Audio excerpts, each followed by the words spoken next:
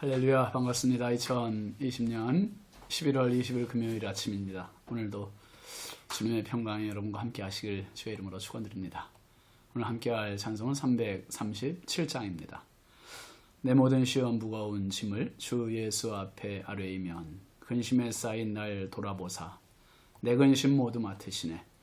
무거운 짐을 나 홀로 지고 견디다 못해 쓰러질 때 불쌍히 여겨 구원해 주리 은혜의 주님 오직 예수.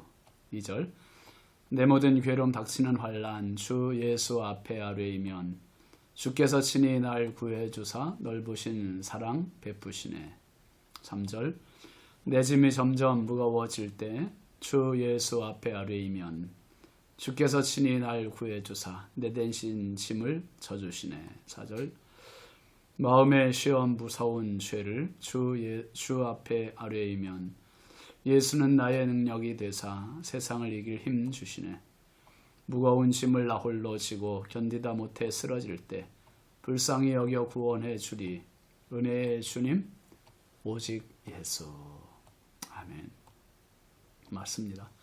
우리의 연약함 가운데 우리가 쓰러질 때마다 우리를 건지시는 분은 주님이세요. 여러분, 오늘 하나님 주시는 말씀은 사무엘하 11장 3절부터 5절까지입니다.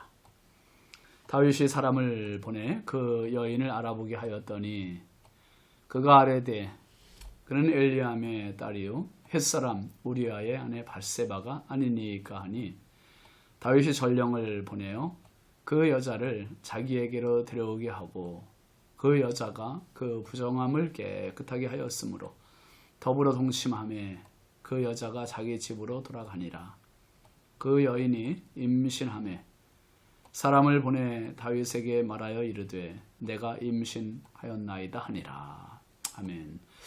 오늘 말씀 제목은 인간 다윗입니다. 인간 다윗. 여러분, 하나님께서 에덴 동산에 처음 사람을 만드실 때는요, 어떤 권력자를 만드신 것도 아니고 성직자를 만드신 것도 아니고 재력가를 만드신 것도 아니고 어떤 학식이 있는 사람을 만드신 것도 아닙니다. 하나님 만드신 존재는요, 아담을 만드셨습니다. 사람이라는 뜻이고요. 붉다는 그런 뜻입니다. 그러니까 사람은 진흙이에요. 진흙과 같은 붉은 것으로 만들어진 존재가 사람입니다. 그 사람은 신분을 떠나서 모두가 공평해요. 강철보다 약하고요. 다이아몬드 보석보다 약하고요. 돌보다도 약하고 아니면 나무보다도 약하고요. 쉽게 부러지고 쉽게 깨지고 쉽게 무너지는 게 인간 아닙니까? 그래서 바울 사도는 고린도전서에서 뭐라 그랬습니까? 우리는 이 질그릇 같은데 보배를 가지고 있다. 우리 육신을 가리켜서 질그릇이라고 표현을 했어요. 질그릇. 참, 이 질그릇과 같이 언제 깨질지, 언제 부서질지 모르는 연약함을 가지고 있습니다.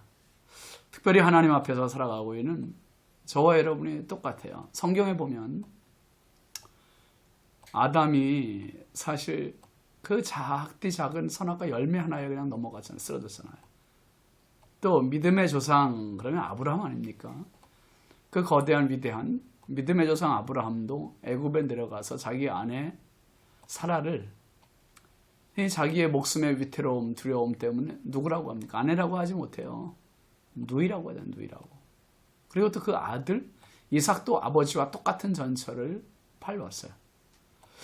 이스라엘의 전무후무한 지도자 모세가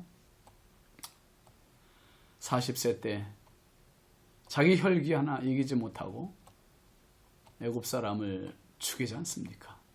또 이스라엘을 출애굽시키는 과정에서는 어떻게 합니까? 또 백성들이 모세를 기다리지 못하고 금송아지 만들고 뛰어놀고 춤추고 놀 때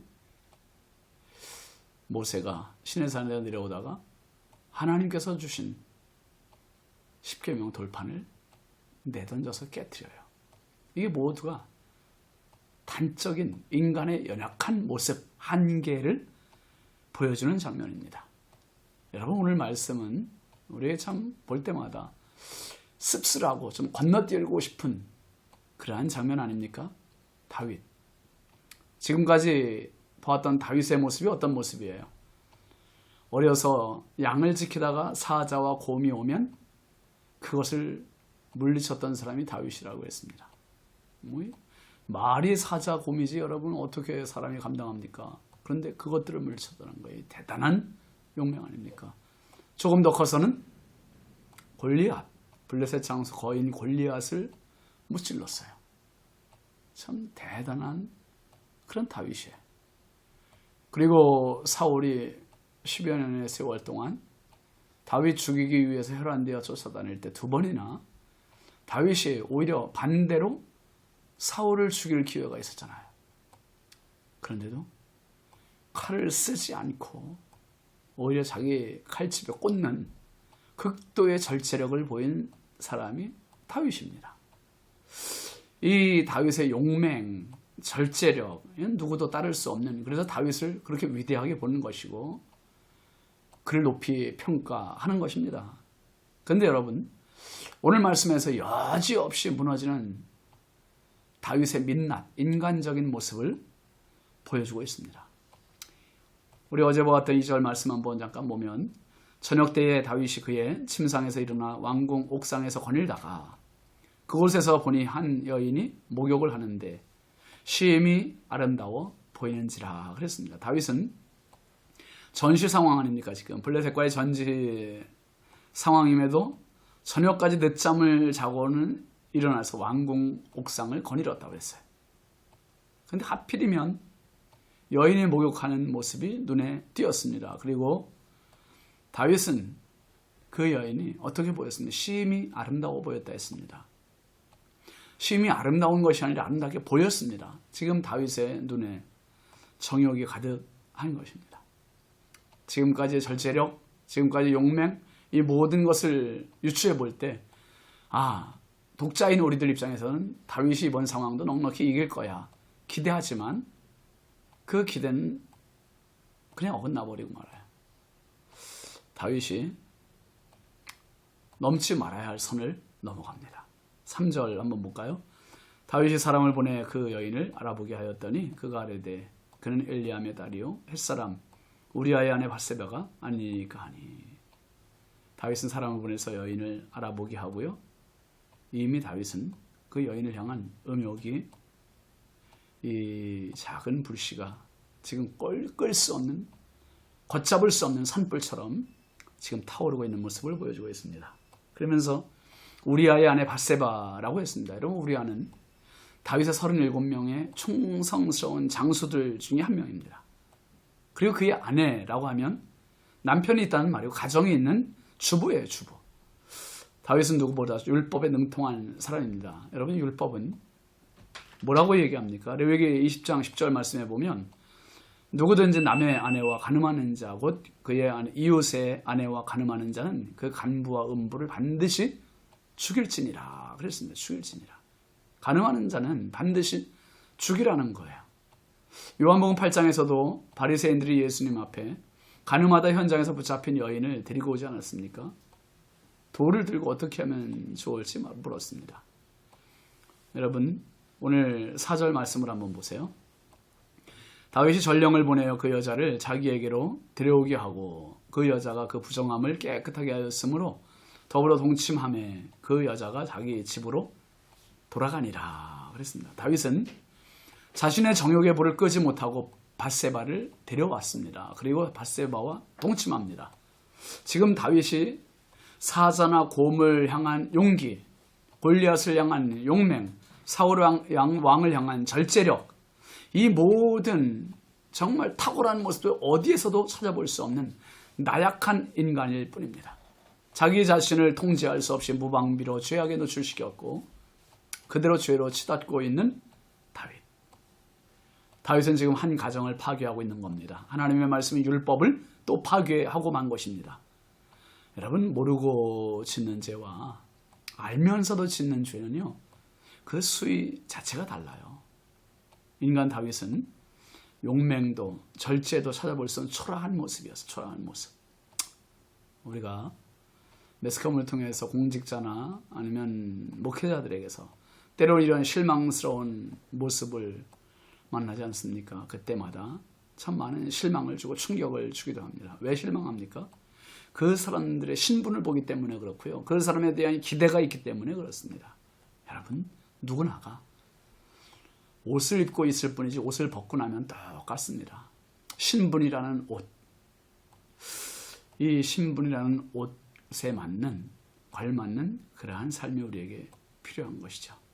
그래서 잠언 4장 23절 말씀에 보면 모든 지킬 만한 것 중에 더욱 내 마음을 지키라. 생명의 근원이 이에서 남이니라 말씀합니다. 예수님도 십자가를 앞두시고 너무 힘드셨습니다. 왜요? 예수님은 무한하신 하나님이신 동시에 우리와 똑같은 완전한 사람이셨어요. 그러니 십자가의 고난이 어떤 건지 정확히 아시는 예수님이 너무너무 힘들어서 고민하여 죽게 되었다고 솔직히 그 고통과 고민을 털어놓으셨습니다.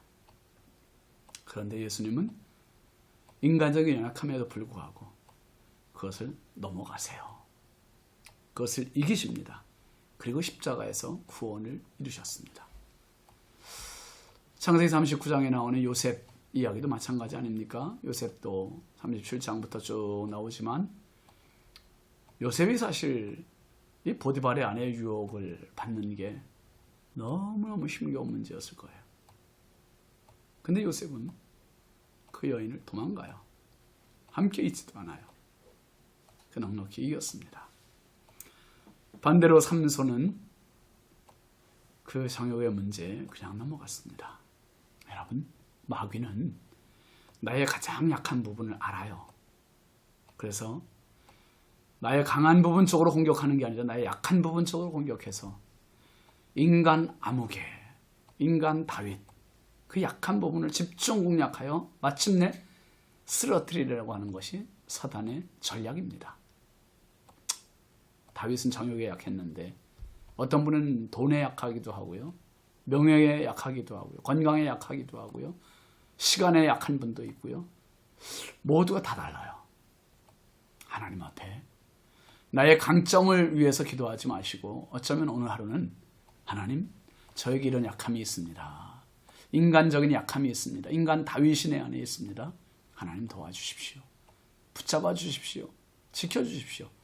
기도하시고 그 약한 부분이 오히려 하나님 앞에 강점으로, 장점으로 쓰일 수 있는, 그래서 끝까지 승리해서 우리 모두 주님 나라 서는 그날 모두가 주님 앞에 상급, 칭찬 받을 수 있는 하나님의 아들 될 수 있기를 주의 이름으로 축원합니다.